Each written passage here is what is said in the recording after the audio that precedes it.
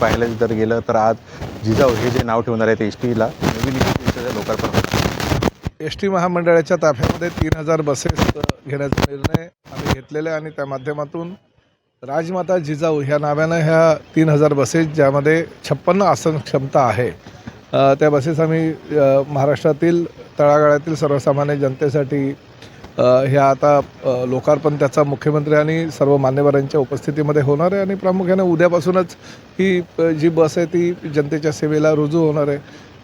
आमचा महाराष्ट्रातला जो प्रवासी आहे तो खेड्यापाड्यातला प्रवासी जास्त आहे असं आम्ही म्हणू, कारण गाव तिथे एस टी तिथे एस टी म्हणजे शेड्यूल ट्राईब ज्या परिसरामध्ये डोंगर दऱ्यांमध्ये आमचा राहतो त्यांच्यापर्यंतसुद्धा एस टी महामंडळाची ही सेवा द्यावी आणि त्या माध्यमातून आम्ही हा प्रयत्न करतो आहे आणि निश्चितपणे राज्य शासन आणि महायुती सरकारच्या माध्यमातून ह्या सेवा आम्ही सर्वसामान्य जनतेला देणार आहोत. तर स्वारगेटमध्ये जी अशी घटना झाली ती घटनेची पुनरावृत्ती होऊ नये म्हणून यासाठी कॅमेऱ्याचे विशेष या बसमध्ये आयोजन करण्यात आले. आमच्या ज्या बसेस भविष्यामध्ये येणार आहे त्या स्मार्ट बसेसच येणार आहे. त्यामध्ये GPS प्रणाली येणार आहे. स्मार्ट बसेसच्या माध्यमातून 4 CCTV कॅमेरे आम्ही बसवलेले आहेत आणि सुरक्षिततेच्या दृष्टिकोनातून ज्या ज्या काय उपाययोजना करायच्या त्या सगळ्या उपाययोजना आम्ही करतो आहे. तर जुने एसटीचा लॉट किती आहे आणि तो बंद होणार आहे?